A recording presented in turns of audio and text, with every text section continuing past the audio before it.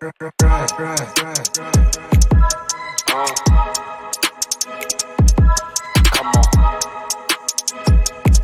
It's fast breaks.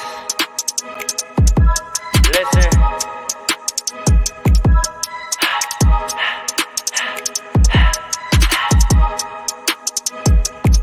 We back with another one.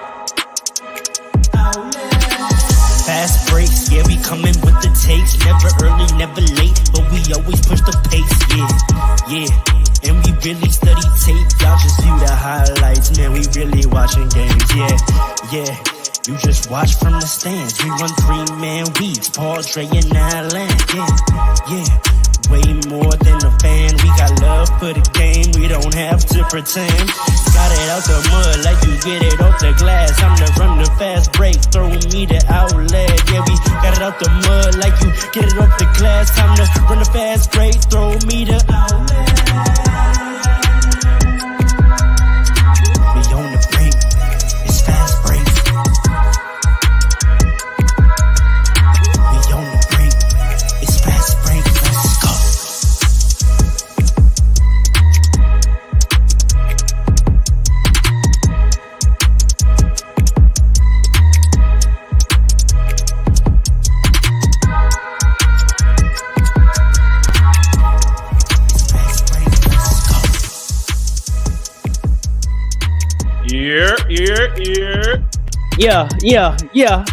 Yeah. What it do? What up, the Jordan? What up, the Jordan? Family, world, thank you for choosing us for your audio adventure today. We on the break, it's fast break. Did you say audio adventure? The audio adventure. I like that. I like that a lot, actually. I like that a lot. Feel me? Yazini. Fire. You know the crew. Paul drop a bomb on them one time. Hold on, there's an ad. You gotta wait. Hey, last week we told y'all to raise some funds to get Portal 99. Raise some funds so that we can get. Let's go. Raise some funds so we can get YouTube Premium so that our sound effects are Atlas. 100%. Matter of fact, we should put up a pod like GoFundMe or like a Cash App or something so they can support us directly if they want to. But we're not gonna go behind the Patreon paywall quite yet. They could do that on Wait, can they do that on YouTube yet? I don't think. We'll find out and get that information to you shortly. Right now, what I would prefer all of you do is like, share, tell all your friends. The best basketball podcast. Subscribe. Follow Smash on that IG. like button. We're live right now on IG and YouTube. Hit the bell. Shout out to the IG followers, all our new IG followers. Shout out to so listen at your best convenience on the apps too. You're available there too. Exactly. Audio Podcasts available. We're global. We're global. Everything. Hit the bell if you smell what fast breaks is cooking. It's your boy Ro. You already know. I'm here. The return of King Dre, Paul, Coach Paul, Alan the man. What's happening? You know the squad. It's fast breaks. Outlet. Yo. Yeah. I hit a new pitch just now. My vocals is coming. fellas, how we feeling this week? How was your week? Vibing, bro. Vibing. Blessed and highly favored. Blessed and highly favored. I'm actually having a hard week. I'm going away next week, and I can't focus on nothing. I can't focus on nothing. First world problems. I can't focus on nothing. I told my boss, I'm like, nah, y'all gotta stop assigning me stuff. Let me just finish out what I gotta finish out. No, you didn't. Leave me alone. No, you didn't. I did at lunch yesterday, bro. You didn't put it in writing. Damn right I didn't. That's very comfortable of you. I like to be employed. That's very comfortable of you. Yo, y'all ever have a friend take a work call in front of you and you've been flabbergasted by how they proceeded to conduct themselves on the phone? Yes, I've been that friend that conducts himself quite flabbergastedly in front of my friends. I had a friend, and if you listen and you know who you are, I don't think none of y'all listen to this pod, but if you listen, And I'm gonna send you this clip. Well, that's You their know who first you are. problem. Hold on. That's their first Listen, problem. We were on a trip. We were on a squad trip, and we're in the car. It is a Saturday night. I'm talking 9 p.m. on a Saturday. Shawty gonna talk about, oh, hold on, I gotta take a work call. We are all lit in this car except the driver. 9 Of course. p.m. on a Saturday, gotta take a work call. And we were like, there's no way in this environment you're about to take a call. And I know you're not about to expect us to be quiet. Like, you already know how this is going to go. So she's on the call. First thing, we could have held it down, except first thing, she opens the call and says, Kristen, what's up? Nah. Yo, me and my friend both audibly said, what's up? Who are you talking to? That's crazy. Unbelievable. But in reality, what's up? That's the new millennial bosses. Yeah, what, bro? Like, I wish I would ever tell. Son, what's good? What's good? Up? What you need, homie? Crazy. Alan, how was your week? It was good, man. There was some good ball on, so that always makes my week better. That's a fact. That's a fact. Some good games. Paul, give thanks every time. If you hear noise, by the way, there's construction going on, so don't watch that. But the transparency. Man, yeah, they would have never known. They would have never known. Yeah, okay. You could have just kept vibing. It's gonna get louder. That's why it's gonna get louder. It's going to. There's no way around it. Comedy. Anthony Edwards is Michael Jordan's son. Yo, we've been know that. I know that that's a joke, but like as he gets like more ascendant, like we have to actually stop saying that because then it's gonna have a different meaning. Like people gonna wonder whether we being serious or not. That's a fact. I'm dead. Let me just say this from the bottom of my heart. I'm dead serious. That's his son. All right, brother. Okay, around the week. How was your week, Phil? Hey. How was your week, brother? Come on, relax. Oh, how's my week? Yeah, bro. He said relax. Nah, don't watch that. I'm not trying to tell you anything. No, my man brought up paternity. He gotta relax. Oh, nah, you gotta chill. You gotta chill out. Andre gotta chill. That's why I said that. Hey, I'm calm. What do you mean by that? Anthony Edwards, Michael Jordan. Oh, okay, all right. I think Paul knows something I don't know. Hold on. Problem. Anyway, my week was good. Chill week at work. Definitely was watching some ball. My Friday night was. I'm sure you had a good Friday night. I can't even begin to explain to you how unbelievable. I'm sure you had a good Friday. Actually, no. Wait a minute. I was with you. What you mean? No, my Saturday morning was trash. My Saturday morning was garbage, but my Friday night was really right. Around the league this week, our new segment to start off episodes around the league this week. Yes. Paul, around the league this week, what caught your eye? You know what caught my eye? Jaylen Brown saving Jason Tatum once again. Save it.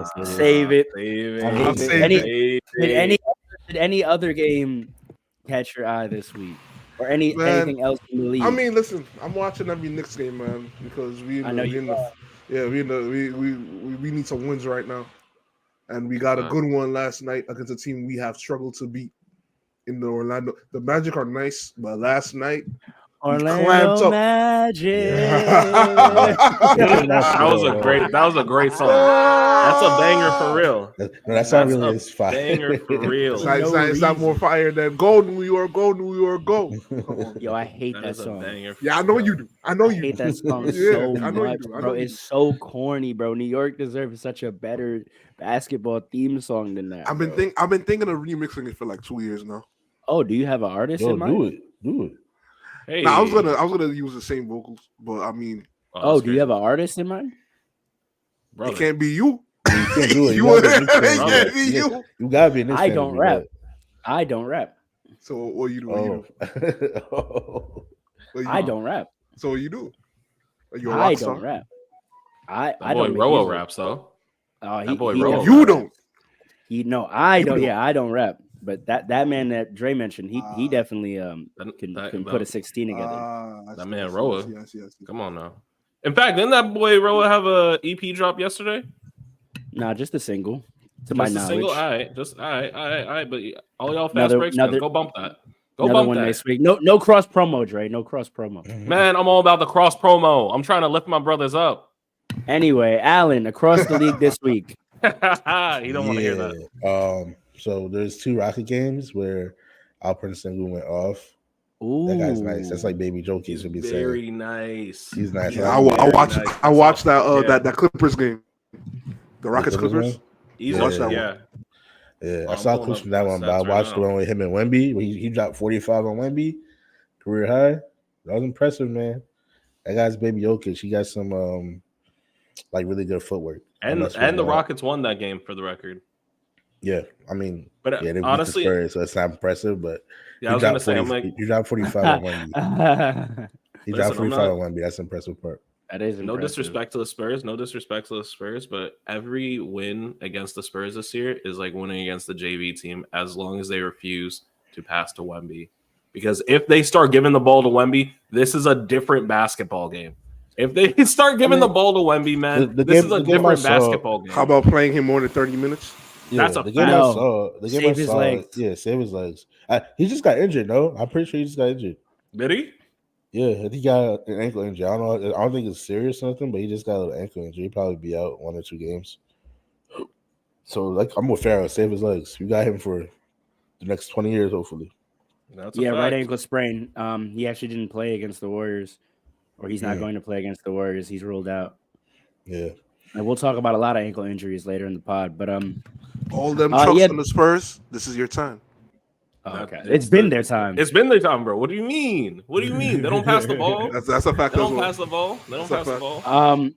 I'm so happy that y'all have let me be on this public platform because now I could bring this to the public masses. And Paul's smiling because he knows where I'm going. The Rockets definitely have a bright future, but I believe their record is 27 and something. Mm-hmm. Fellas, do you think they're gonna make the playoffs 27 and 35? Do you think the Rockets are gonna make the playoffs? The Rockets? I gotta see how far out they are. Yes, they're 11 right now. I don't know, man. It's a tough race out west right now for the bottom. It's tough, but I think that those top teams, those whatever the 1 through 10 is, I think that's the playoff play-in. I don't know if I can say that anymore. Right. I don't know if I can say that anymore. Well, with maybe, Cat going down. Actually, maybe. Because we'll talk about it later, but LeBron's injury, we'll talk about it later. Later. That's a big. There are some changes in the West, particularly that make things a little bit more interesting. They are 5.5 games out of 10. Wait, how many games left in the season though? Under 20. We'll talk about it. I think it's gonna be a tough. If anything, they have a chance. They got a chance. They got a chance. Audience, the reason why Paul is so affirmative that they're making it is because when the Rockets do not make the playoffs this year, a conversation that actually was part of the reason why I'm now on this pod was had between Coach Paul and myself. Oh, really? And if and when the Rockets do not make the playoffs this year, this man Paul owes me 100 push-ups, and I want my push-ups on the pod. That's funny. That's funny. I didn't know about this. This is brand information. When did this happen? Wait a minute. When did this conversation happen? Me and Paul, again. I think y'all signed off for 2K one day. Yeah, y'all know part of the reason why y'all thought I could be good on the pod is the arguments that me and Paul would get into in the party. So it was one of those nights we had finished playing 2K at 12:30, but me and Paul did not go to bed till 2:30 because this man had a debate for me, and part of the debate was about how good the Rockets were gonna be this year. This was like in October, and this man told me they are firmly making the playoffs, and I said, "You're firmly? You're out." I said, wait a minute. Firmly? He said, undoubtedly. He said at least play it. Undoubtedly. Does playing count? Does playing count? He said at the least play. Yes. Okay. Okay. All right. So I said, listen. They're making it. 10 seed. Here we come. There's some doubt. Thank you, Adam Silver. There is no one on the Rockets that Adam Silver is about to maneuver to get into these playoffs. He is so happy Dylan Brooks is not going to be a story in this playoffs. I'm just saying he enacted the play. So listen. Also, for the record, I did watch a couple Mavericks games, and I gotta say two things. I did. Is that what you're around the league this week is? It is my around the league because two things. Number one, the Mavs are starting to slightly figure out their defense a little more. We saw it on Wednesday against the Heat. And it's interesting to see how they're going to build off. I think those pieces that we were talking about a couple weeks ago from the trade deadline are going to help them out a lot. But one game, it was on Sunday, I believe, against the 76ers. I'm going to pull up the final score. That was an interesting game for me to watch, actually not because of the Rockets, only, and it's something that we'll talk about later, but just to show what I was talking about. So the 76ers won that game on the back of Tobias Harris, which is exactly what I've been talking about all season. And this is what I'm going to get into in terms of injuries. If Joel Embiid is here, man, Long Island, and stand Tobias up. Harris is balling This out guy the way keep he was trying balling to- against Hey man, the why you keep Mavericks, trying man. to force Tobias Harris on us, pause? Bro, I'm just Crazy. saying. I'm just saying. I made a take. I'm standing by it, and it's something I have been monitoring all season. But also, and part of that it was interesting because it was an opportunity for me to watch one of my takes live, and also to watch a little bit more Mavericks team. They're a great team. I don't know if they're going to go. They're a great team. They're a great team offensively. Offensively, they are one of the most dominant teams I've seen.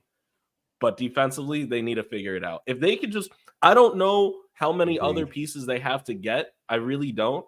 Or maybe it comes down to Luka. If Luka just decide, I can't even say he's bad on defense. I can say he just doesn't play it. And That's like hilarious. it's just a switch in mentality. Just be like, It's a you're fact. It's a fact. 6'7". Just be like, I'm not gonna move. He's tired. You have to go through me. This is why having one player control 80% of your offense, no matter how good they are at doing it, this is why you don't want that, because you are basically telling that player that they are allowed to not play defense, because to That's ask them to correct. do both would be insane. Yeah. I mean, well, no, we've asked, other teams have asked, but it's asked of the greats, the Who? greatest of greats. To control 80% of the offense and lock Yep. up. LeBron has had to do that many times throughout his career. He never, when he was I don't a think many times two-way is fair. player, when he was a two-way player, he didn't also control 80%. Maybe in some playoff runs. So for In like playoff, I'm short thinking periods of time, specifically- but not a whole season. Like Yeah. there whole were season certain stuff. series where he would say, "All right, I'm gonna control the entire offense and clamp up," but he only had to do that for like a month. You know what I mean? Like Yeah, I guess. max I 2 don't know. months. He may not have done that since like the Heat. Like it's been that long. But also- something like that. I don't know if No, there's those any Cavs finals runs, he would do it when he got to like the conference No, finals. I'm saying for like the season though, like the regular season. Oh yeah, nah. Oh, yeah. I don't know if he would. Yeah, playoff season. He would do didn't it. control Low- 80% of the offense when he was. And on that's the Heat. what I'm saying. That's what I'm saying. Yeah. Like, Yeah. maybe that you could count that. I mean, It's quiet been a as long kept time the since he's done season where Ben Simmons actually did not look bad, and like up until he started missing layups. He didn't at have to score. Yeah, that's true. But he He controlled 80%. controlled the offense, but he didn't have to score. Like his exercising his control didn't take a ton of exertion. Like it just No, was I hear him you. I hear you. No, it's a penetrating great and point. Ben kicking. Simmons, back it up. It's Time to go, to bro. go. We're gonna talk about that too. We'll add him to the injury talk. My Listen. gosh, dude. The around the league this week is very much about what this episode is about. Well, Who hold hurt on, you? Hold on. Yeah. You see this man tried to manufacture the title. You see, this man tried to manufacture the title. And I think I did it successfully. We're not gonna ignore what happened in South California last night. We're not. It's gonna be part of the injury talk. We're So I not. told you Carl. that. We I are told you not that. gonna I ignore told what you that. happened in the Staples Center last night. The Bucks with have a problem. One of our own drafted what? came back. When he was a young Mm. boy. When he was a young Mm. boy in summer league, he hit a game winner in his first game ever. Mm. The man looked at his arm. He It's went and crazy. turned to the crowd. He looked at his arm and he said, "Wait a second." Looked right in the camera. That's I why you were have shooting like ice. that last night. In my veins. Ice in my veins. And a star was born that day. Okay. A star? Deloading. D Lizzie. Mm. D long distance. D lumberjack. The long distance is hilarious. The man was 9 of 12 from 3. 17 of 25 from the field overall.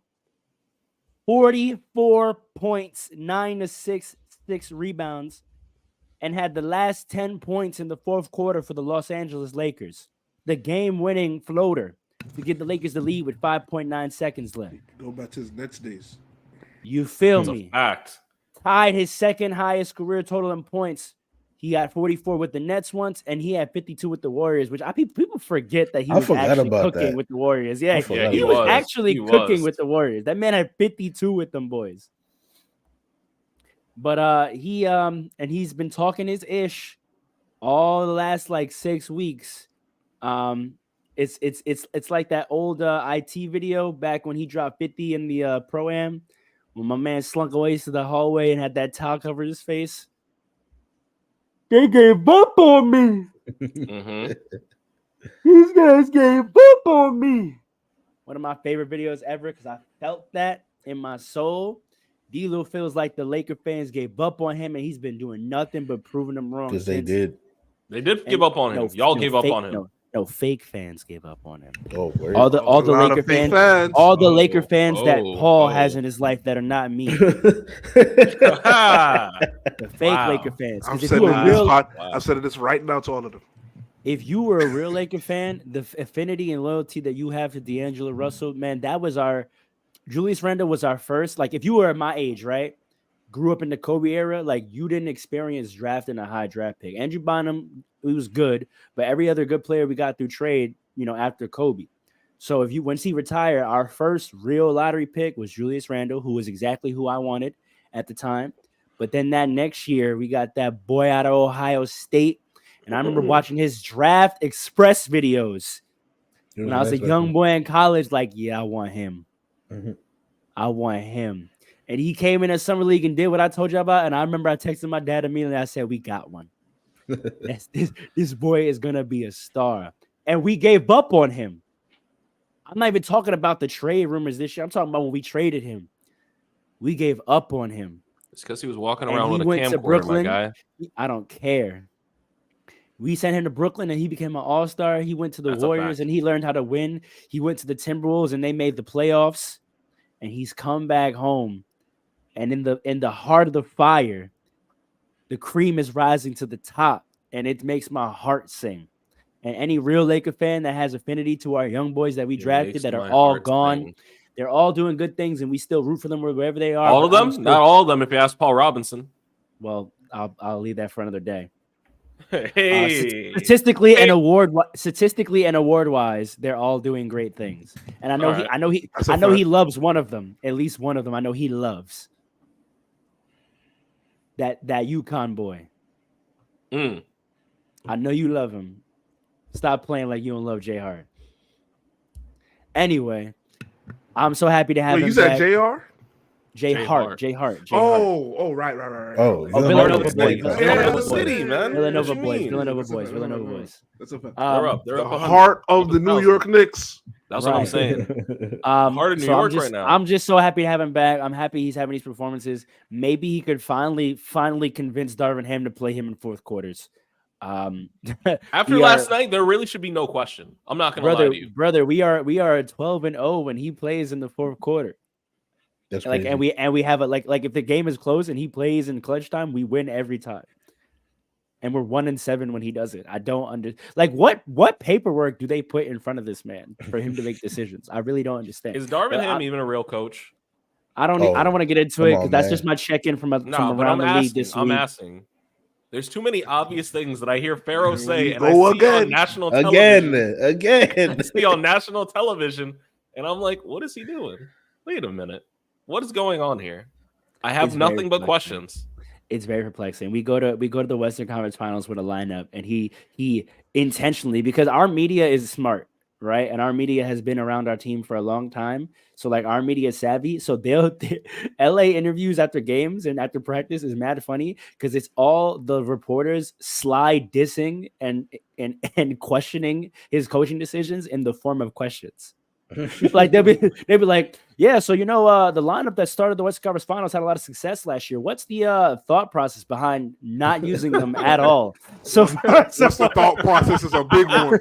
They love using that one. What's the thought process? What's the thinking behind that? AKA, That's crazy. What were you thinking? Why would you do Yo, that? they'll be like, Rui Hachimura will have a good game. And they'll be like, Rui Hachimura, 12 of 15 from the field tonight, 30 points. Seems like when he gets 30 minutes minutes plus. He's been pretty productive. What's the struggle in finding him minutes? Finding him minutes. Bro, does he even realize All to be facts. coming at him crazy? He has to, right? Like he Nah, has nah, to, nah. bro. No, They no, be no. dissing him to his face. Like He said all nasty. attention is good attention. All media is good media. You know what I'm saying? What did he say? Uh, What did he say when he first came to the Lakers? He said something like he's been shot like 10 times. He said he was Word. shot before. He said, What? he said, bro, he he said, didn't, he said yeah. it's not hard he for did not me. say he was Yeah. 50 Cent. He said it's no pressure because he had been shot in the head Yeah. once. He grew up in Flint, Michigan. Oh, right, right, shot in the right, head? right. No pressure. Yo, Yeah. but the crazy Yeah, thing he said is, that. and this doesn't get brought up, he got hired as the Russ fixer, and then we traded Russ. That's a fact. So There's no fixing him on that team, though. you Yeah. feel me? Like, no, the fix was to get rid of him. Like, was he the coach that we just had to coach him to make him look good to get rid of him? If that's so, then sir, your services are no longer required. That's what. But I think that's Jeannie what you're Buss doesn't saying. want to. I think Jeannie Buss doesn't want to fire a black coach. Shout out to Fred for her. Vogel. Shout out to Fred, man. I actually would love No, to have Frank. Frank back. I Frank, love I'm what sorry, I happened said Frank back. Fred. The Frank. man, the way Frank teaches defense, he's got the Phoenix Suns finally playing defense. Like all he needs is little like bit, 2 yeah. months. All he needs is 2 months. That man is a defensive wizard, and he won a chip with us, so it's love forever. Anyway, I don't want to be accused of hogging airtime to talk about the Lakers. I just wanted to give love to D Lizzo. Great shit stuff last night. Lizzo was crazy. D Lizzo is mad funny. I'm messing with D him. Lizzo is mad funny. D Elizabeth. Oh, no, that's disrespectful.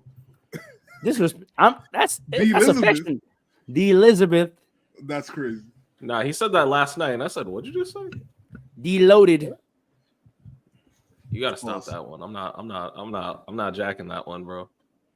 Deloading? That's the one. Yeah, that is the one, though. It is the one, but I'm not jacking it. I don't care. I don't care. I don't care.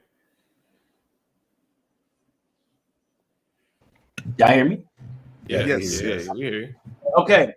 Wait. I think you're coming through the computer mic. Yeah. Oh, you are. Oh no. We going to the injuries though? Yeah. Yo. I mean, since we already started talking about the Lakers, I think that's the biggest takeaway, or one of the biggest takeaways with the LeBron injury. We are right now, especially if you tuned in last night, we are seeing the post LeBron plan for the Lakers. We are seeing it. And it's curious to me that the biggest takeaway or the biggest contributor to that was not Anthony Davis. It was D'Angelo Russell. But quiet as kept, Anthony Davis still had a great game. He had to guard Giannis. He was doing all right. But Yep. we hear you. We hear you. Yeah, no, hold on. We can't be a serious basketball podcast and ignore that there was a potential finals preview. No. You want to go there? Or you want to finish the take I was making? Let's get into Celtics Nuggets, man.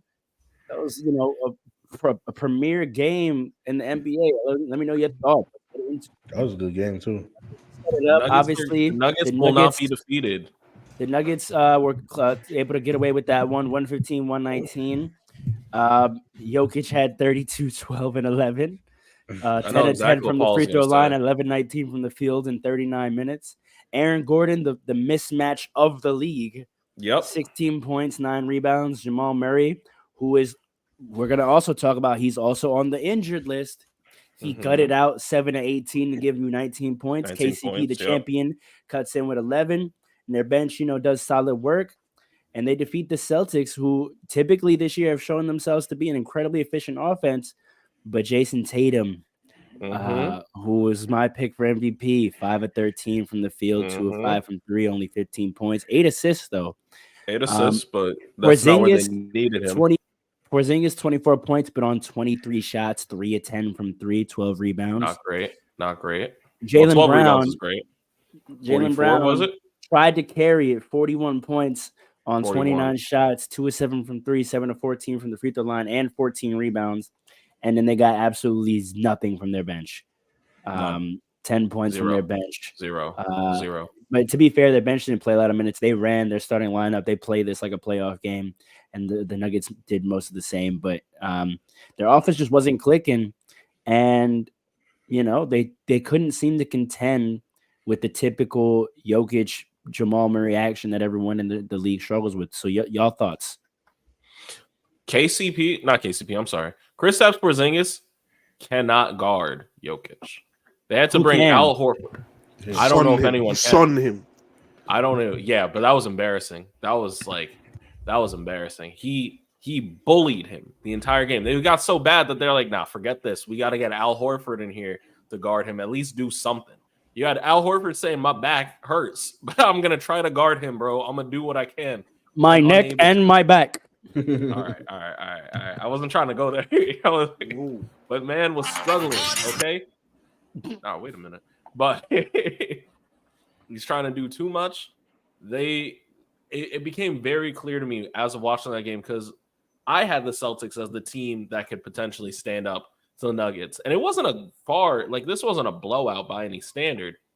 But the fact that Jason Tatum can't go off to elevate the team and Jaylen Brown had to come in. And he also, like, it doesn't matter. Like, it looked to me almost like they just chose Jaylen Brown, like, bro, no one cares what you do. You get to do it. You get to do it. We don't care. We know who's really driving this team. We're stopping him. I would just, I'm not going to cut in too much on this topic, but I would just like to back that up by saying Jason Tatum only took 13 shots, which would corroborate that point that they were, he was the focus of the defense and that shots were going elsewhere. Porzingis with 23 shots, Jaylen Brown with 29 shots. So if Tatum had been chucking a bunch and missing, I would understand the criticism, but it looks like he was trying to react to the defense. He had 8 assists, but it just wasn't enough. And as a coach, Joe Mazzulla, is it on Joe Mazzulla to figure that out and free Tatum up? Yes, that's where good coaching comes in. That's where good coaching comes in. I already spoke, so Alan, go for it, and then we'll finally hit Paul because he wants to say something. So I got a couple of thoughts about this game. So when the season started, I said I had the Celtics winning it all, right? Mainly because the Celtics have like the best roster in the league. I still have the Nuggets, but keep going. Yeah, so I wanted to pay close attention to this game because they played a couple months ago in Boston, and Boston looked like the better team up until like the fourth quarter. So I really wanted to see how Boston came back this game and like responded because they coming off like a good winning streak and they lost in Cleveland, and Boston's been looking nice lately. So I want to see how Boston responded and everything. But after last night's game or after this week's game between those two, I can't see how the Nuggets not winning the chip. Like, I still think Boston has the best record and everything, or has the best roster. But like, the Nuggets is just a walking mismatch. Like, that whole team, like, you can't stop that team, especially when they have the defense going. How they had it on Thursday night, I think the game was. Like, you just can't stop that team. And just like Andre was saying before, the biggest thing, or one of the biggest things, is like Mike Malone is just the overall better coach than Joe Mazzulla. Joe Mazzulla don't have no game plan, man. Like, and I don't know what it is with the Celtics, but the biggest problem in the playoffs are going to be, no matter how nice the team is, the biggest problem in the playoffs is going to be is that they just don't have a proper game plan. And I know it's just the regular season, but Nuggets came in prepared. They kept doing. They did the exact things you need to do to counter like a Boston Celtics team that's long and has like good individual defenders like that. They kept finding ways for like everybody on the team to score easy. I saw a couple plays where they had like a like an inverted pick and roll with Murray and Jokic. Yeah, just simple things like that. Simple things like that gets Jokic like the easy buckets. That, sounds like pretty good action to run when you have a center that can play, man. Yeah. Talk about it. We can definitely incorporate that into 2K. Talk about it. If the other team switches, because Boston switches two-way perimeter threat on the way. Don't worry, bro. You will be freed up. Boston switches everything. So that gave Jokic easy, fast looks and able to get back on defense. And I know what Paul's going to say, that Jason Tatum got saved. I don't know how you could save someone when the team still loses. First of all, that's Paul. a fact. You're not. Yeah, that confused me. You got chosen. You got Paul. You have to go ahead. Go ahead. This man needs to listen to that new Rose song, "Chosen One." Yeah, but just like Rose said, and I don't know if Jason Tatum, they wouldn't give Jason Tatum the looks, but Jason Tatum has been doing this all year, and I think this is part of like his progress. He's finding different ways to affect the game. So when he wasn't like on, He finds other ways to do it. He was defending hard and he was playmaking like we saw with 8 assists. Right, I still want him to be more aggressive, but like, and he did that in the second half. He came out and tried to like drive to the basket more, as opposed to years past when he would just keep chucking up threes and these hard mid ranges. He still tries to get to the basket, still trying to get fouls, still trying to get himself going. But they just let Jaylen Brown go off because he was feeling it, obviously, and that's what you're supposed to do when you have a second star like that. Anyway, if your first guy is on it, the second guy going to take over. But they still end up losing. But the Nuggets is just a mismatch like team, bro. Like I don't know how you can stop them. Just all around. It starts with Jokic, obviously, but like then you got Aaron Gordon who came in and played some backup center a little bit when Jokic was out. Then they had Their Aaron small Gordon ball, at center. their version of small ball. There's some version of small ball. That might be the new def lineup. And then the actual backup center, I forgot his name. It's like I can't remember the guy's name. I feel bad about that. Najee, yes, yeah. Najee came in and gave him great minutes. I think he even got like the crowd like was cheering for him and everything too. When he like at the end of the games, he came in and gave him great minutes. That's just a good team overall, man. And Mike Malone is just a better coach than Joe Mazzulla, and that's going to be the 100%. Celtics' downfall. I just want to add on to that real quick. I'm not gonna say too much. I'm gonna key you up, Paul, but I want to just like highlight that coaching point because we know the playoffs come down to adjustments, and I think outside of Ty Lue, Mike Malone is showing himself to be the best adjustment maker in the NBA, and I think that's exactly why the Nuggets are unbeatable in the clutch, right? Like they'll play the way they play and execute their game plan for 44 minutes. And if you're talented enough, you can hang with them. But in that last 4 minutes, Mike Malone has downloaded 44 minutes of data on what you're doing. And he's crafted, and he's one of these old school savvy coaches who like he hides his hand, right? Yes, like he has enough faith that his team is talented enough to keep it close on their own, and he saves whatever he's figured out is going to kill you until the end of the game. So he lets y'all stay around, or the Nuggets use their talent to stay around. And then in that last 4 minutes, he goes to whatever action he has deciphered you can't defend. And there's not enough time for you to figure it out. That's why it looks like they shoot so well, because they go to an action that you are just not prepared to defend, and you can't figure it out in that last 4 minutes. Now, often it's that inverted pick and roll, or and like teams scout that already, but like they craft a game plan for it, but they don't even get to test out their defensive scheme for it until the Nuggets start doing it in the fourth. So if their scheme doesn't work, then it's on the coach to figure out an adjustment. Okay, we have 3 minutes left in this game. What I thought would work against this action when they did it is not working. Right. And also, I think defensively in game, he makes adjustments. Right. So I do think like I said before, when Jason Tatum is efficient and gets his 30 and he's on his playmaking tip that he's been on this year, like I said, the Celtics offense is unguardable. So I did see a lot of trapping of Jason Tatum. And you know what I also saw? I saw a lot of them trying to force him into the post. They almost baited him into it, doing switches and mismatches, letting Jamal Murray guard him, letting KCP guard him, and letting the Celtics try to orchestrate that into the post, getting him out of pick and roll situations. And I saw him get some offensive fouls. I saw him try to force up some layups because his post game is not developed like that yet. Correct. And I think that's the new dynamic. That's what makes Mike Malone. Yeah, that's what makes Mike Malone. Yeah, I'm sorry. That's what makes Mike Malone such a great coach. He exploits so many weaknesses, just like you were saying. Yeah, and I think that's Tatum's next step, not even just from a scoring perspective, but from where to get the ball, because that is the hardest place to trap. And it's what Jokic does, right? When you can catch the ball on the post and have your back to the basket but see the whole floor, you see where the help is coming from, and you can orchestrate where people are moving. And I think that's the next level. Joe Mazzulla has got to build in some offense that if Tatum is struggling as a perimeter player, put his 6'10" self at the high post elbow or on the block and run some off-kilter action. I mean, Kristaps as a baseline cutter or as flashing to the foul line off a Jason Tatum post-up. Jaylen Brown as a cutter. I think Drew Holiday can make great passes as a secondary man.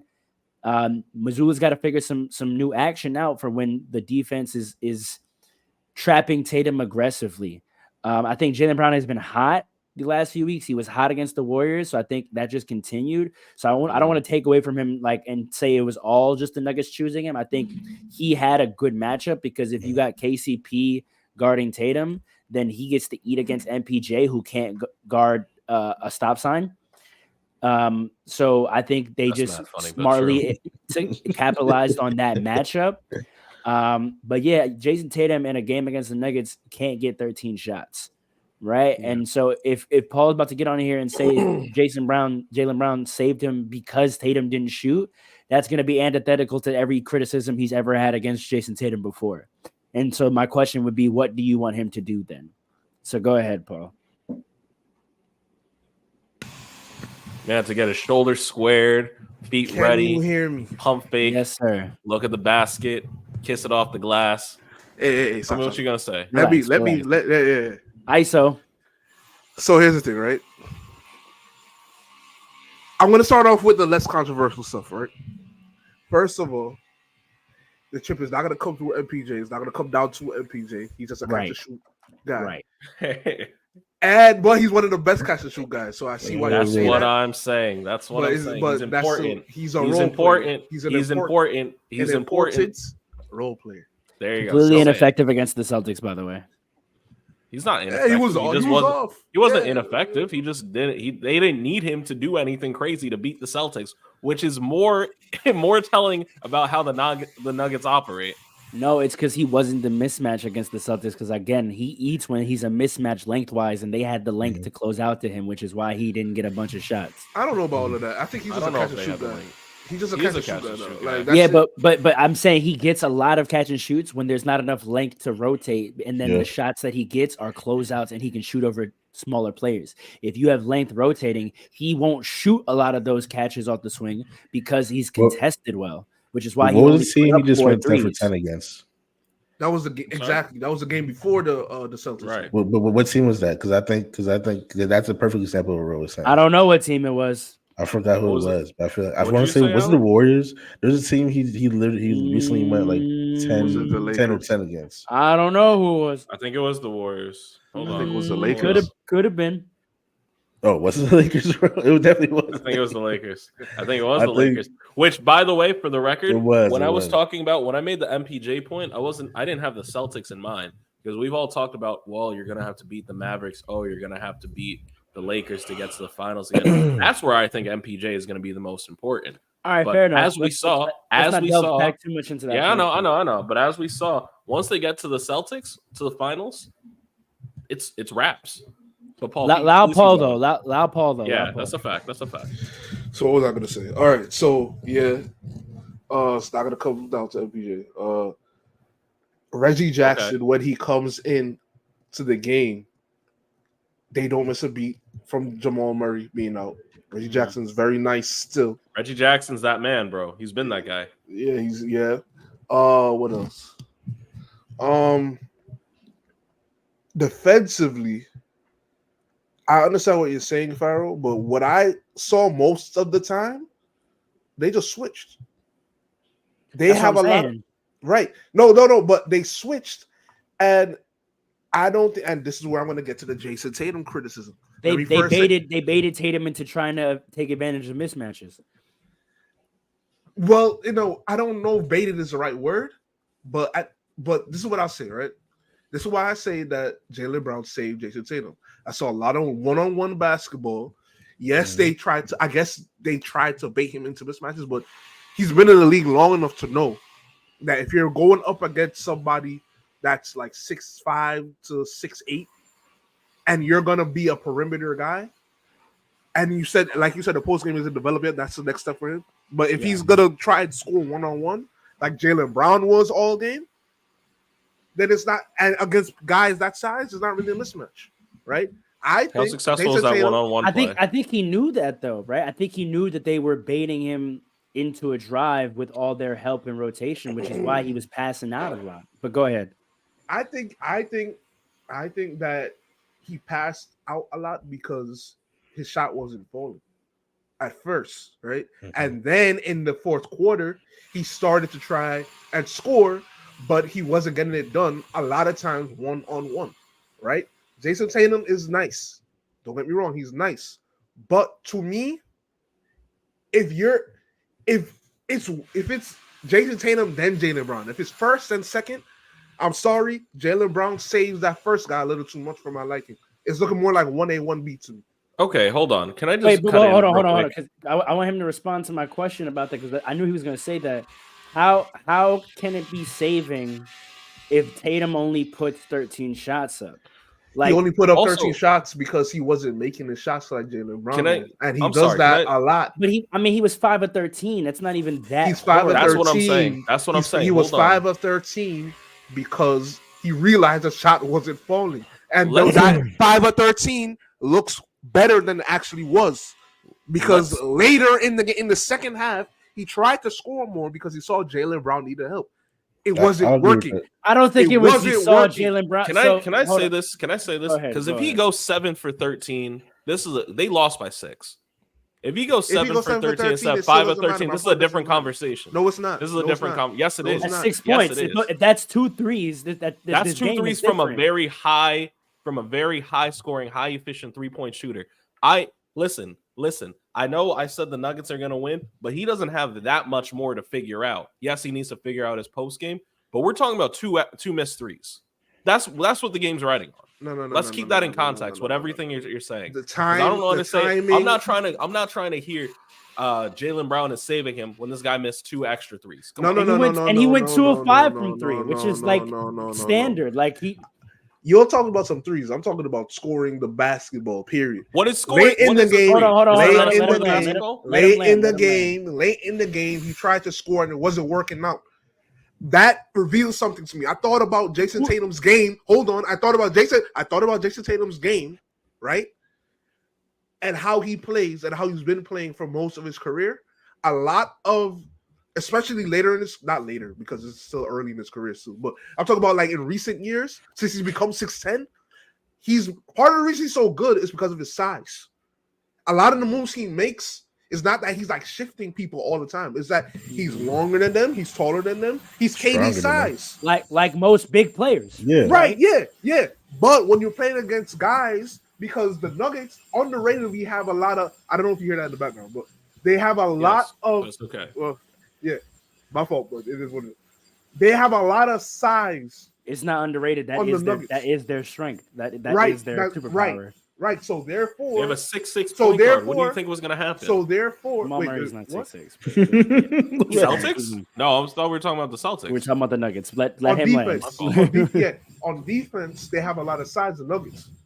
So Yes. a lot of those shots that Jason Tatum gets off against lesser teams, they're not as easy as they are usually because of the size that the Nuggets have. Therefore, you have to just make this. All them shots that Jaylen Brown was hitting, Jason Tatum should be hitting some of those too. That's all I'm saying. It's gonna Can I be a give a tough little- time. Wait, let me say this quick. It's gonna be a Yeah. tough time against the Celtics for Jason Tatum specifically. Now, even if Jason Tatum shows up, I think the Nuggets are a superior team just because I thought Kristaps, I thought he was gonna make Jokic work a little bit, but he treated him as if he was like 6'3". Jokic is nice. Kristaps can't He's so do nice. anything. He didn't. I thought he was gonna make a difference. He didn't. He looked like Anthony Davis against Jokic. Relax. So therefore, Wait, but time out. Who doesn't look like that against Jokic? I don't know. Yeah, why that's we, right. like, It's not nobody. not to me. Nobody. You're right. No, That's you're not right. not. You're right. Yeah. But I thought that because Kristaps is taller, at least No. would make it a little different. he's too light in the buttocks. He was jaying him too. Nah, I don't know why you have He to hit say him it with like that. he hit That's him- crazy. yeah, pause. Wait, hold on. Listen. All I'm saying is this: Jokic, you can't guard the Nuggets to an extent because of Jokic. You have to match offense. If Tatum is going to play like that, they will lose every time. That's all I'm going to say. Can I just the Go ahead. pushback I want to give you to that give to you on that is what me and Alan were getting to is whose fault is that though? I'm Like, blaming I don't- Jason Tatum. I'm not blaming the But coach. hold on. I don't like. I think it's lazy to talk about a player's ability to score and whether they show up in a vacuum, especially when the shot attempts are not what we would typically assume of a star player, right? Especially when a player we see him show up time and time again too. It's Right. not So like we he- can't and say like and not hold on. show up time and time Hold on, again. let me land. We know Tatum to be a clutch player, right? So for him to try to score late, for him to, I think that's actually a mature approach to the game. When you have Jaylen Brown clearly taking advantage of a mismatch and going, you defer to him and let him carry you to the end, and then that's how a 1-2 punch is supposed to work. You got it going, all right. You keep us close, and in the fourth quarter, I'll end it, right? But to be able to do that, it's the same thing I said Mike Malone does with the Nuggets. You let talent and mismatches carry you to the fourth, and then you go to actions that put your best players in advantage scenarios, and they can make their shots to end the game. I think that game showed that Joe Mazzulla has not figured out what the action is to run to put Tatum in advantage positions at the end of the game against the Nuggets specifically. I don't think there Because is any. because of what you said, right? Because of their length, I think they go to their regular go-to action, which doesn't work against the Nuggets. So I can't blame Tatum for executing what works against most of the teams in the league, which is the other point I wanted to push back. It's not just lesser teams. They're 45 and whatever, right? They're 48 and 14. It's pretty much every team, right? Against pretty much every other team, the action they go to in the clutch True. is going to work. True. It doesn't work against the Nuggets. So I think that's a specific coaching. Joe Mazzulla and Tatum and his staff have to sit down and watch tape and figure out what can we run at the end of a game to get Tatum good looks against the Nuggets. I can't blame Tatum for it because he didn't try to chuck.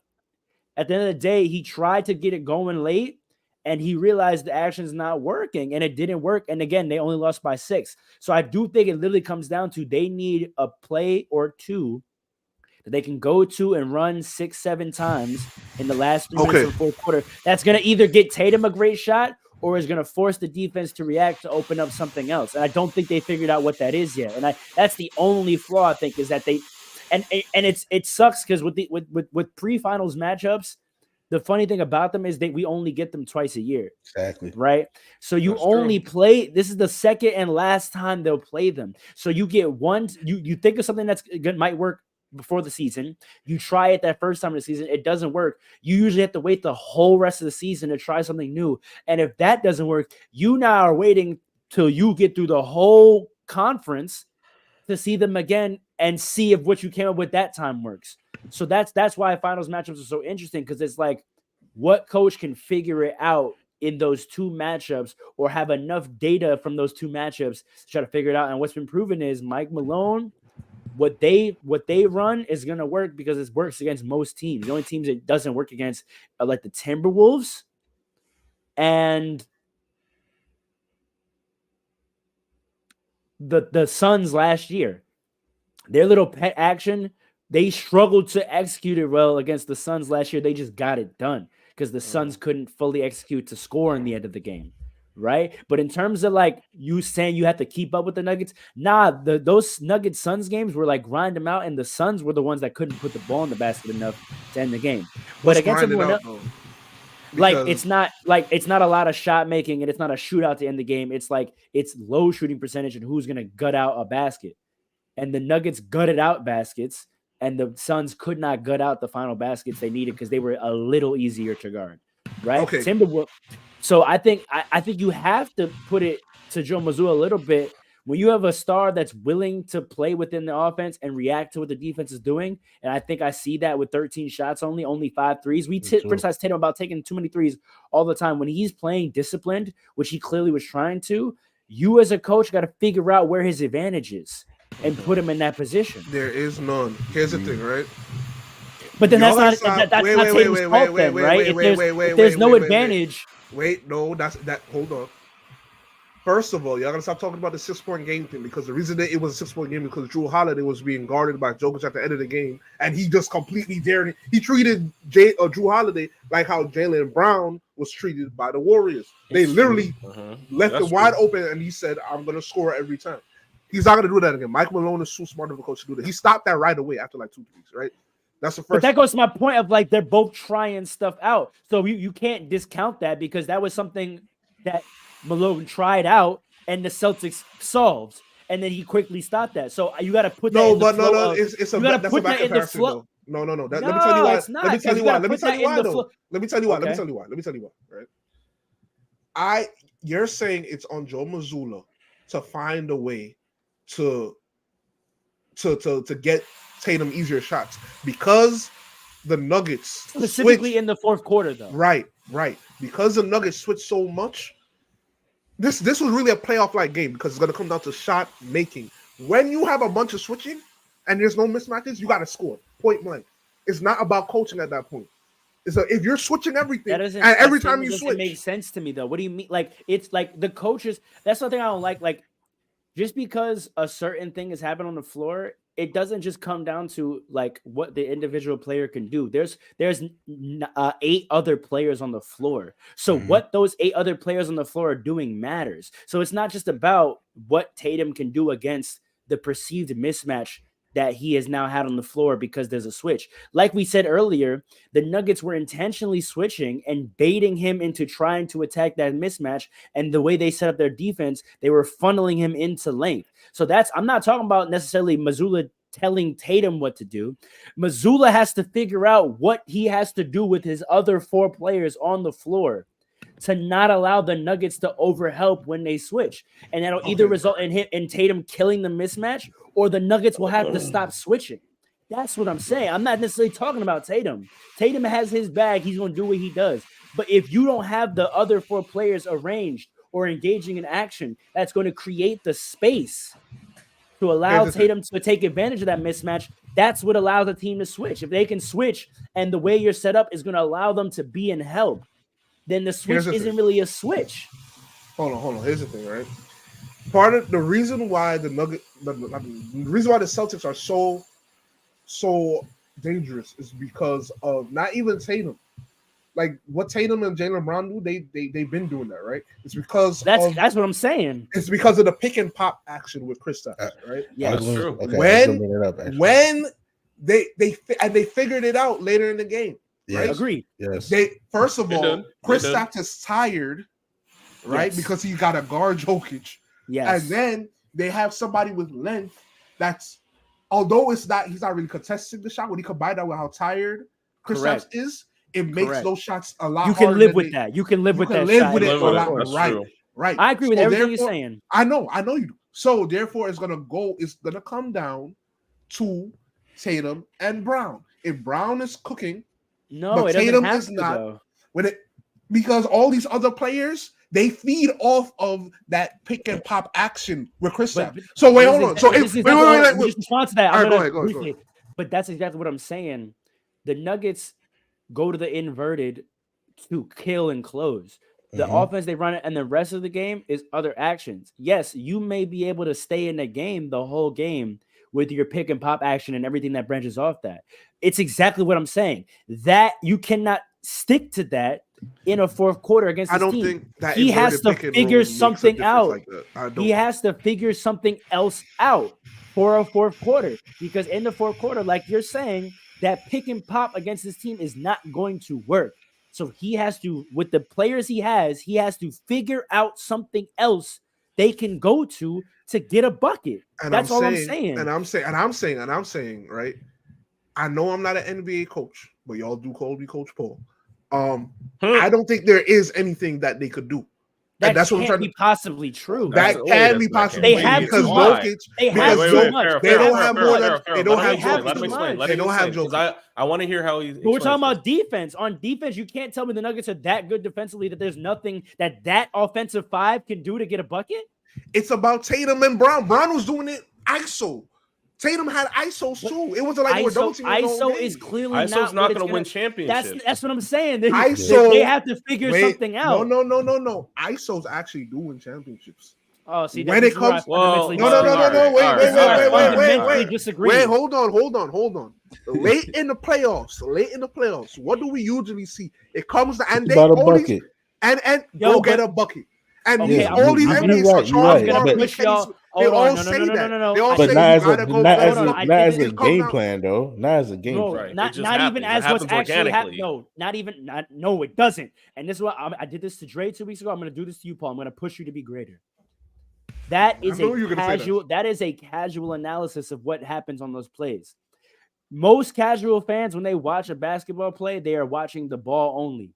So yes, if you're looking at who has the ball and what's happening with them and their man, it may look like an ISO out of context. But we are better basketball fans and analysts than that. If you zoom out, there are other things happening on the court that That's facilitate that That's ISO true. working. And that's why I won't call it just a straight ISO. They don't run a 1-4 flat. They don't just send everybody to the baseline and say clear Well, out. There's action that in the Yeah. ISO is the finish of the play, but there's action. There's a way you get into the ISO. There's a way in terms of what's happening off ball when there's an ISO. There's where the ISO happens on the floor. There's a lot Okay. of context to a ISO, right? Wait a There's a second, lot wait a of second. context. And so, yes, you have ISO players, but how you set up that ISO matters. And that's what I'm saying. Yes. I'm not saying that And that's we the have to difference. change Jason Tatum and Jaylen Brown to not be ISO players. I'm saying Joe Mazzulla has to figure out how to make the ISO work. And you can't tell me with No. all that offensive talent, you can't tell me Yes, with I can. all that offensive talent on the floor, there's nothing you can run. There's no way you can Yes, I organize can. the floor to free up Tatum and Brown. I won't. I refuse. What do you to mean believe free that. up? He was free. He was free. That's where we disagree. He wasn't free. That's He where we was free. disagree. Most of the time, they just switched and he tried to score and it didn't work. Sometimes, How- Fyro. but I how know. did- Wait, hold on. Let me say hold this. on, Let me wait. say this. How All right, did go he ahead. try to score with a switch, mind you? How did he try to score? He tried to take him off the dribble. Right. Driving. And so what did he run into?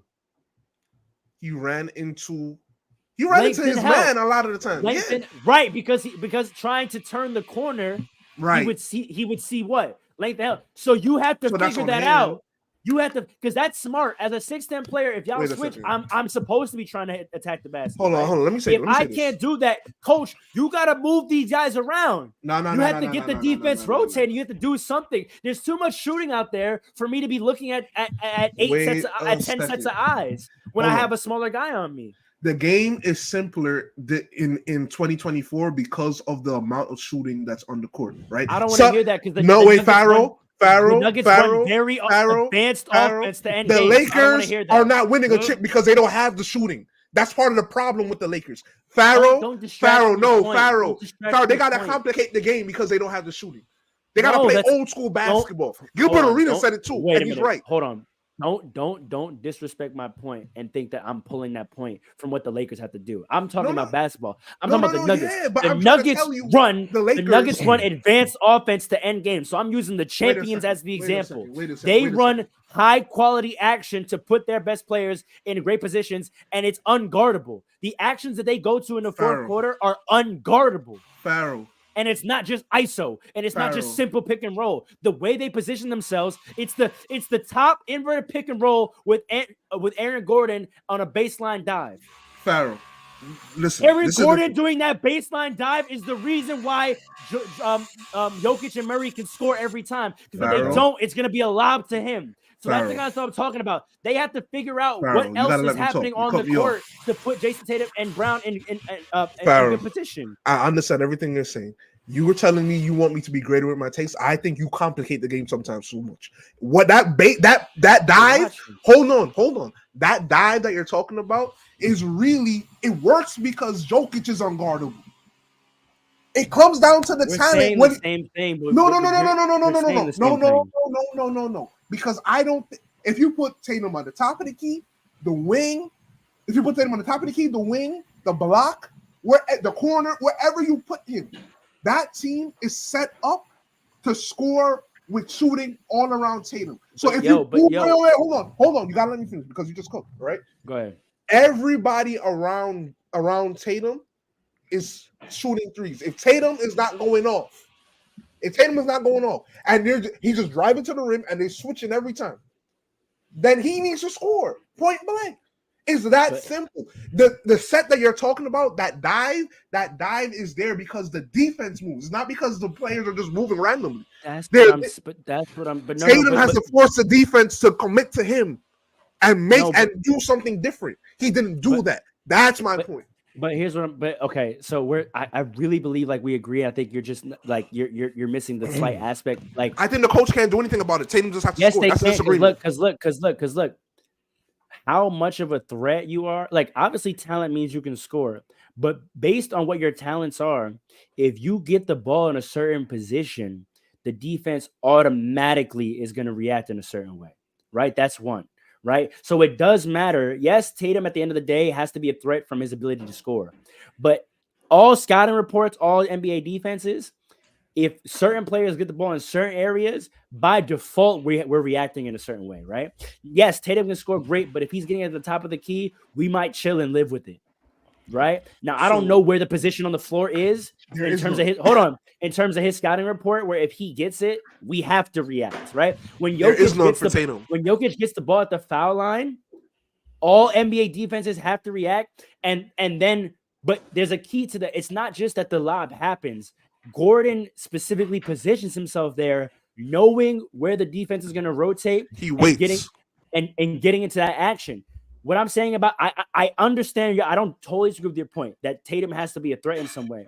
But what I'm saying is the secondary action that's going to happen from Tatum drawing help in the fourth quarter against this team can't be just a kick out to three with four other guys spaced on the court. That's how the team is designed, though. That's how the team is designed.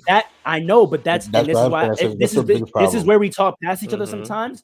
I agree with that. I'm saying that is what has to change. Yes. Joe Mazzulla has to figure out something else. He has to create a new design to use those other four players so that there is something else that can happen as the secondary action. It can't just be Tatum makes the shot. The defense is reacting to him. We can't say they're not, but they're reacting him in a conservative way because the secondary action is just a kick out and they can rotate because they have length. There has to be something else that the other players are doing as the secondary action that either Tatum can hit them to get that bucket, or the defense, when reacting to that, can't then help against him. That's all I'm saying. This is what I agree with everything you're saying. I'm saying Mazzulla has to change that. He has to find something. This is the last thing I'll say because I don't want to hog the mic, and I'll make it quick, right? There's nowhere on the court where Tatum is as dangerous as Jokic is at the free throw line. Okay, Tatum is an all-time great. He's going to be I'll give you that. I'll give you that. He's not Jokic. That's the point. I'll give you that. Here's how. Does he have to be? Thank you. To your point, Paul. He might. To your point, Paul. Why would he have to be? Hold on. There's way less that the Celtics could figure out than the Nuggets do. Mike Malone, his job is a little easier. I'll give you that because there are more places on the court where you could put Jokic and you're going to cause the chain reaction. I'll give you that. It's a very, very astute point. If you want to, if your bottom line point is that Tatum is just there's no advantage that could be drawn with Tatum that's going to cause a strong enough chain reaction from the Nuggets to that no matter anywhere else anyone is on the court, they'll get a bucket. The reason why I can't agree with that is not because of how I feel about Tatum. It's how I feel about what's around him. He's a good enough of a scorer. He's good enough of a scorer. You cannot tell me that there's no chain reaction that could be started where one of those other talented last year, I would have agreed with you. Tatum is not good enough with the talent to cause a chain reaction where someone's going to get a great look. But there's too much offensive talent. Yeah, that's not true anymore. He's good enough that one of these other players with what their skill sets are can get a good enough look. When it was Marcus Smart, right, and Peyton Pritchard, what they can do, the chain reaction and the look that they would have to get is much harder to get to based on how good Tatum is. You have Kristaps Porzingis, Derek White, Drew Holiday. Tired Kristaps Porzingis. I know, but Drew Holiday, Derek White, Brown. Drew Holiday can get a bucket. What are we talking about? Kristaps Porzingis, those four guys are too talented. There's too much that we can do to get them good shots. Maybe I should say better. There's too many shots that would be good shots for them for you to tell me we can't figure out how to get them one of them. That's what I'm saying. If you switch everything, it becomes one-on-one basketball. There's too many shots that would be good shots for them. There's too many ways that they can score to tell me you can't figure out how to get to one of them. Tatum has to force them to double him. I don't think so because we don't need those guys to be unbelievably wide open for a catch and shoot. Right now we do. To your point. Right now, the way the offense is designed, we do. But they're too good for that. That's what I'm saying. Joe Mazzulla, those guys are too good for the only shot that you can get for them to be a kick out. They have talent. They have skills. Drew Holiday can get you 20 points in this league off his own bag. You cannot tell me that the best secondary shot you can get for him in an offense is a catch and shoot. I refuse to believe that. The secondary offense is the refuse Jaylen to Brown believe it. ISO, and it was working. I know, So Tatum but then got in to the his fourth, job. but in the fourth quarter, it won't. That's what I'm saying. In the fourth quarter, He played better than Tatum in the fourth quarter too, though. I know, because they let you do the action that was already working, but wasn't going to let you beat them. That's what I'm saying. Tatum gotta You have have to have something else. Your primary action can't be Jason Tatum ISO to then secondary action be Jaylen Brown ISO. You can't. There's too much talent. You have to have something else. You have to have something else. It can't be those two guys ISOing and then kickouts. It can't be. That's not good enough. They're not good enough for that. And that's not good enough offense to win a chip. And I think you actually agree with that. I think you agree with that because that's what you're saying. That's not good enough. But you're saying there is nothing else that exists, and I'm saying that can't be true with the amount of talent they have. Trey, and you agree? Well, let's share what. Right. Trey, you agree with that? Yeah, no, I fully agree with that. There's so much going on that team. This is why we've all had them so high. This is why they've been one of the best teams in the league all season, even though we might disagree on whether or not they're going to make it out on top at the end of this. But there's so much going on, and this is what the point I started, and I think all of you have thus far agreed. Alan agreed, you agreed. I don't know if Paul agrees, but it doesn't matter at this point because it's true. Joe Mazzulla has to do his job. Joe Mazzulla has to do his job. You are a coach. That setup was crazy. Let me listen.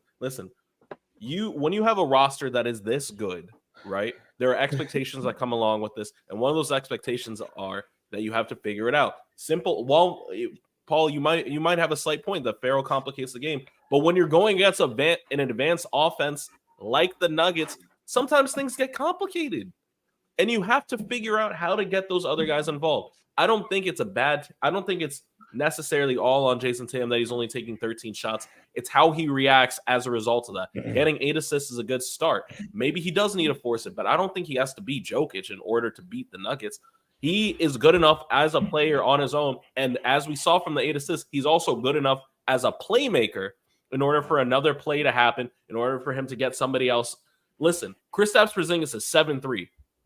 He's 7'3". Like, yo, that's a weapon, bro. He's more than just a catch and shoot 3-point guy. Like, you can use him. I have seen Drew Holiday break. I have seen Drew Holiday break down one too many defenders in order to say he needs a wide open shot in order to be effective. Thank you. That's what I'm saying. I've seen you gotta figure something out. Derek White is easily becoming one of the better players in this league.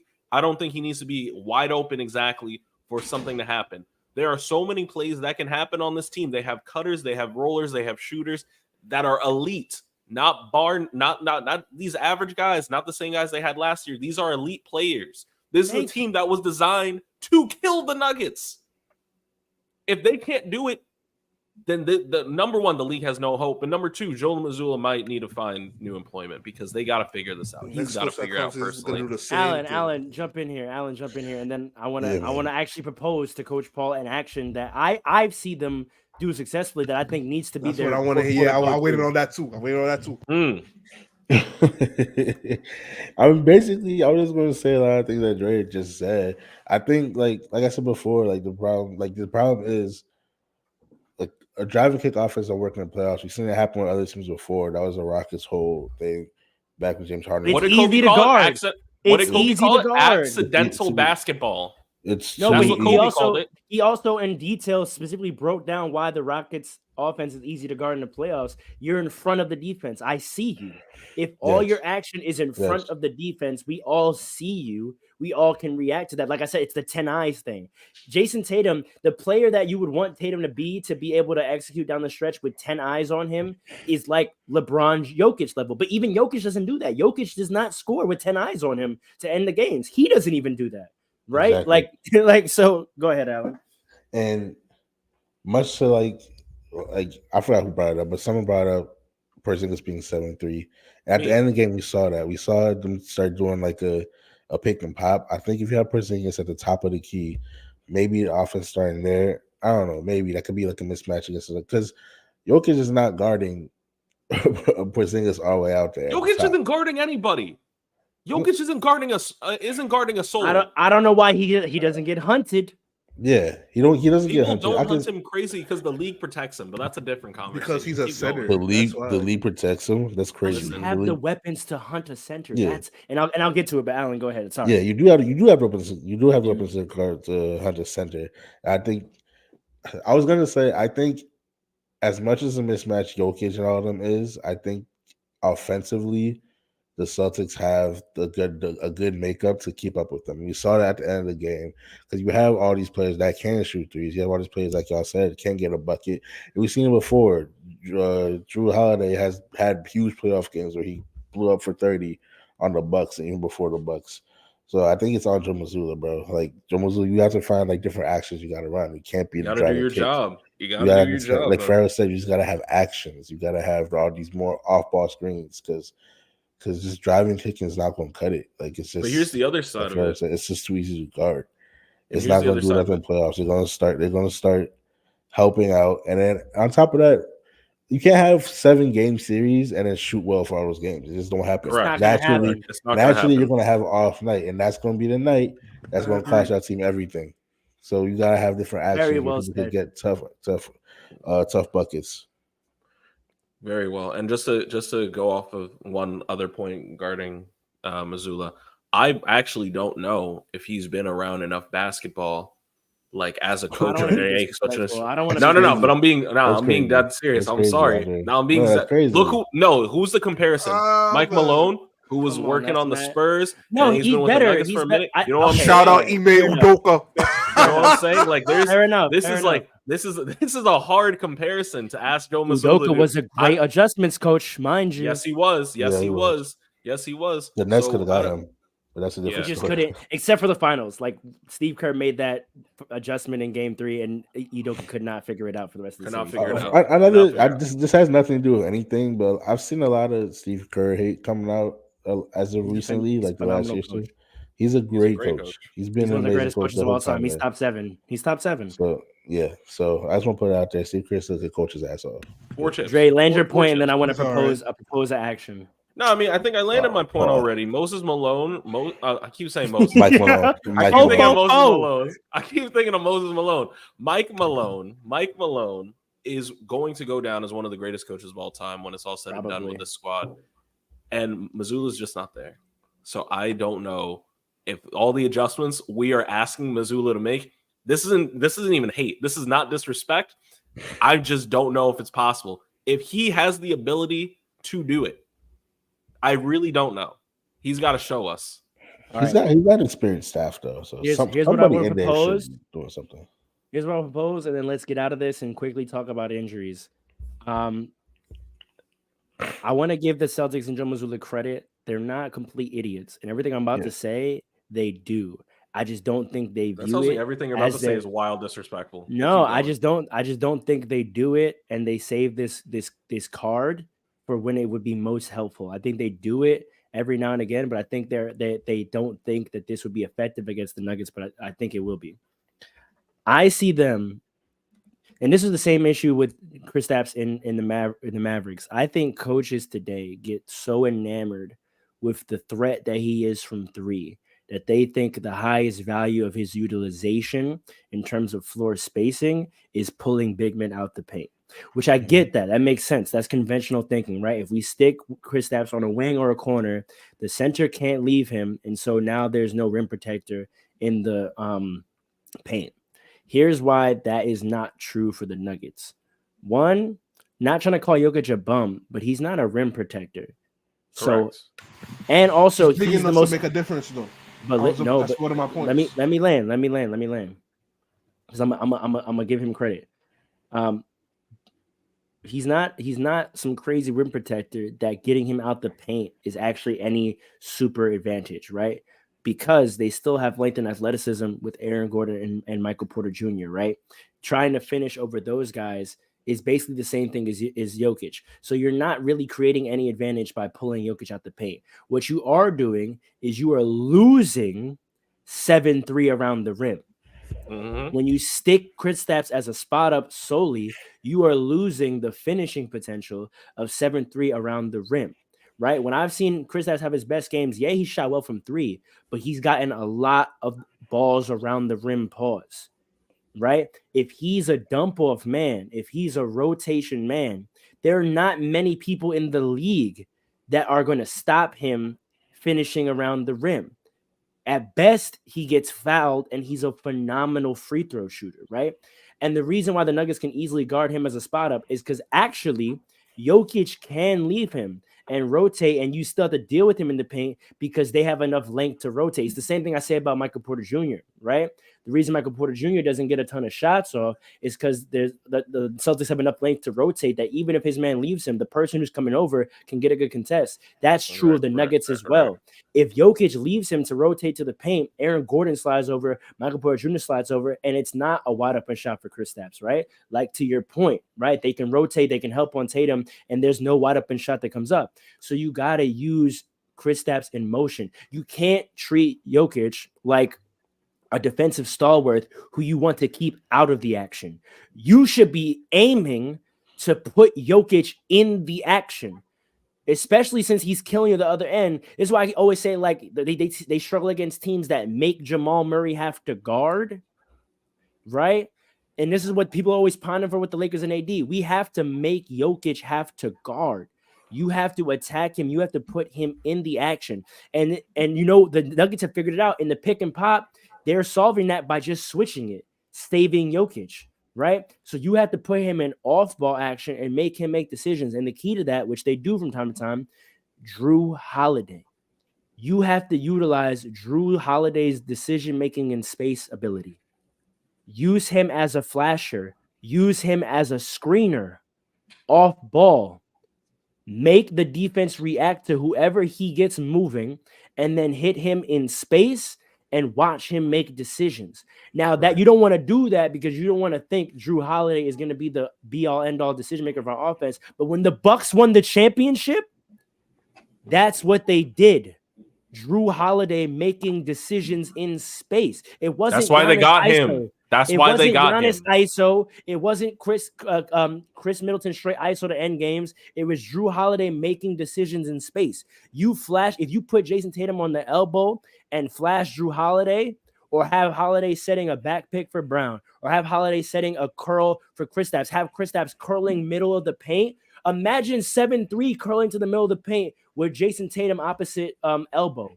What do you do? And then you have Derek White sliding down the corner to replace. As an offense, Coach Paul, how do you defend? As a defense, Coach Paul, how do you defend that?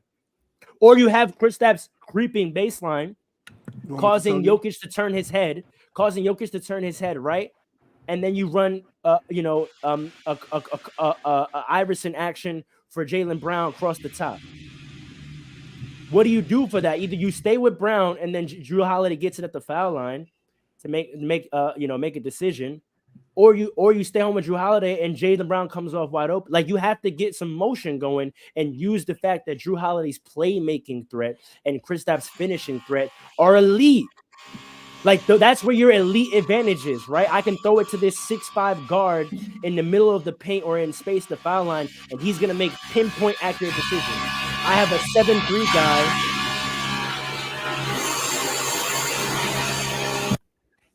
I have a 7'3" guy that, yeah, he can shoot, but I have a 7'3" guy that if I put him around the rim, you can't rotate. Because if you rotate, it's a dump off and it's a dunk. Your reaction to that is what? Briefly, let's get out of here. You switch everything. Kristaps is tired. No. You switch everything. Kristaps is tired. Now, does that switch on Kristaps diving to the rim, though? You can't switch a KCP to Kristaps going to the rim. You switch that, it's a dunk. If you don't, wait, hold on. If there is no double, there is somebody to guard Kristaps. I'm not talking about him getting. I'm not talking about him getting the ball on a post up. That's what I'm saying. You said dive, right? Yeah. If you switch a dive, that's a lob. That's a lob. No, it's over. No, that's not true. What are you talking about? Wait. If I set a back pick on Jokic, if I take you switch that, man, you switch that. So I now have Kristaps flashing to the middle of the paint with Jamal Murray on him. That's a dunk. Yeah. Who is tired? Kristaps stop it, bro. You're not telling me no. Kristaps is not finishing in the paint over Jamal Murray, bro. Listen. Kristaps did have the okay. Listen, I'll give you credit. That's a very good action, right? Mm-hmm. I still don't think it works because Kristaps did have the ball against smaller players in the paint a few times. It didn't work. Your point about making Jokic work too, your Lakers didn't make him work. AD went off against the Nuggets. Not right? on him. We didn't put him in the action. We got AD off of base. Nah, AD was going up against Jokic, and Jokic couldn't do anything. No, they with him. had their one-on-ones, but I'm talking about Yeah. here's the thing. Guarding someone one-on-one, especially as a big, like the only time it's strenuous to guard someone one-on-one is when they make you move. If you're a big and I just have to guard, unless you're guarding Shaq in the post, then you get tired. But like Jokic having to Right. just guard AD posting him up, AD's gonna score a few times, but that's not beating Jokic up. Jokic having to run around and navigate screens and They move through don't space do that and because decide. they switch everything though. You can't ignore that. I know, but if you have to make it so that they can't do it. You say all the They time that will NBA always switches. switch You and say it it. will You work. say I know, but no, I don't think so. Yes, I it don't will think work. so. We saw it last Not- night. I don't Yeah. think so. We saw it last night. But go ahead, Alan. And It's Andre. it's easy if it's easy to switch when you don't. No, I punish think the we're. switch. I think all our points are pointed out at this point. We're just Yeah, circling. I I'll think end Tatum with just got it's easy to sure Tatum getting more dominant is a solution. If they're banking on that, they're gonna lose. I think you have a lot of elite offensive options that aren't being used in this moment, and the switch only works if you don't punish the switch. So, there- Paul, just really quick. So, you think if Tatum just played better, you think that's all? That's all. I don't want to say play better. He thinks if Tatum was able to score in ISO situations more dominantly, You like- think that's all it like would take for them to the win? man, everything that the Nuggets do. I don't know if you can hear me because there's a lot going on. We hear you. We can hear you. All right. We hear you. There's a Fine. look. The reason why the Nuggets offense seems so advanced is because Jokic is that dominant. When he gets the ball, it forces a switch. I mean, not a switch. It forces a double. When you have the double, somebody's open. They are smart enough to and well coached enough to go to the open spots on the court yeah. to eat. I think Joe Mazzulla is good enough, although I don't think he's Ime Udoka. I think he's coaching the team well enough so that if Tatum was demanding double teams, his players will go to the open spot. Kristaps was brought there to hit open threes. He doesn't want to go down low in the paint. I think that's false. And I think think- well, no, not false. I think that's a misuse of him, and it's the Yes. misuse of him that's been Yeah. happening ever since he left the Knicks. Ever since he left the Knicks, I think he's been misused. True. They've true. fallen I in love agree. with him being able to shoot and forget that he's 7'3". No, he wants to and shoot. rel- He no, wants that's to not- shoot. Listen He to wants his to be a podcast with shooter. JJ Redick. Listen to his podcast with JJ Redick. Listen to his Okay. podcast with Okay. JJ All Redick. right. That's all. Maybe you That's got all I'll me say there, to yeah. that. Okay. That's all I'll okay. say to that. Okay, all right. Okay, maybe you're right about that. But from what I've seen, he wants to be that type of shooter. But maybe he said something different, and maybe it's just coaches. I don't know. All I would say is I'll just give you a preview. His specific Alright. beef with Jason Kidd is how limited his role was in terms of just being a spacer, and that he had a lot more aspects to his game. And he learned that sacrificing might have helped winning, but he was confused schematically how his other talents could not be utilized by their offense. And I think the same thing is about to happen to him with the Celtics, and it doesn't make sense. It doesn't make sense. But I think we should end it there. I think we should end it there. Yeah, I okay. agree. I agree. This The is a way to great tackle topic. this injury talk, I'm basically going to read out the injuries, and each of you just pick the one you think is the most impactful and tell me why briefly, all right? So we have Kat with torn meniscus. He's going to be reevaluated in a month. He is confirmed going to be getting surgery. We have Steph. His ankle problems have resurfaced. He just tore up his ankle. His x-rays were negative, but he is sitting tonight. We have Ant. You were probably wondering why am I including Ant in this? Ant has turned his right ankle 7 times this season. Oh God. He Damn. hasn't missed games, but even in the last game where we had that incredible highlight where he blocked the ball, he turned his ankle and had to leave the game 3 times. In that game alone, 3 times he turned that ankle and came back. So I think that's a pesky thing to keep an eye on. I wonder if any of you look at that crazy. Russell little Westbrook, fractured hand, right? Obviously Embiid is a long-standing injury. We don't have to include that one into it. But then we also have LeBron, tendonitis in his ankle. He sat last night. Now the Lakers have gotten some big wins without him, but is that something that is threatening to decrease their chances to pull off their run in the playoffs again? Okay, Alan, who's your pick? Most impactful injury? I'm gonna say LeBron specifically because of where the Lakers are in the standings. This injury, what's the injury? It's like an ankle thing. Tendinitis in his right Yes, ankle. yes. That's what it is. Tendinitis. Tendinitis tends to be an injury that like kind of nags at you for a little bit. And the Lakers are already in like the 9-10 spot, and they got not too tough of a schedule, but it's not the easiest schedule coming up. I think it's gonna hurt them. They got Minnesota coming up, Sacramento, Golden State. A few games after that, they have like Atlanta, just not a tough game, but Philadelphia, Indiana, Milwaukee. They got good tough games coming up for the month of March, and this could be the end of them if they don't tighten up really quick, depending on LeBron's injury. So I think I'm gonna say LeBron is the biggest one. Yeah. And I don't know how long LeBron's gonna be out, but keeps coming back. It's a toss-up to me between LeBron and Steph, mostly because they were both in the battle for the play-in right now, and they're both a toss-up between for Paul's purposes, specifically on if the Rockets or another team's going to get in. I can't ignore obviously Cat and what that does for the Timberwolves, but the biggest right now to me is a toss-up between LeBron and Steph. Paul, I don't know how none of you said Cat. Cat is kind of. I mentioned Cat. Cat. You said it's a toss-up. let everyone just land. He's like that's easily the biggest to me because Cat is a big part of what they do on the Timberwolves, and they're a top seed. Like they're not going anywhere if unless Anthony Edwards keeps playing like prime Michael Jordan. Unless he keeps playing like that, Cat not being there is huge. So I think that's the biggest one.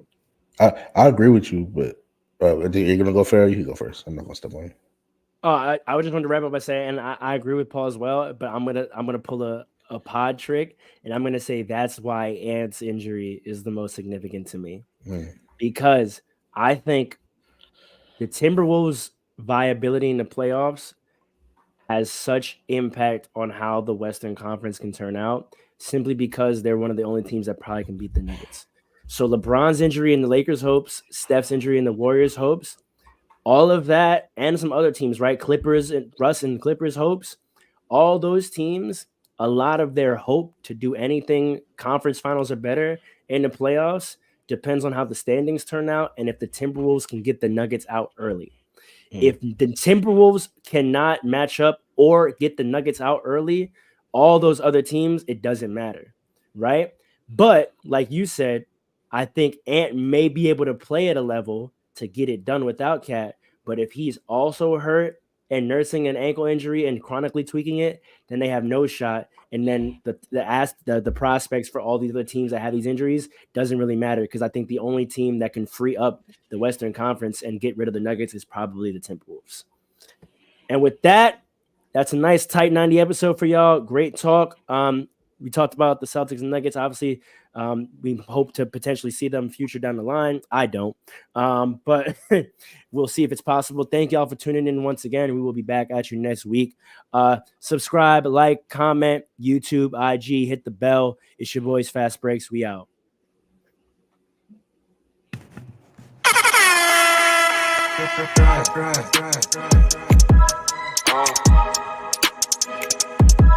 Come on. It's fast breaks. Listen.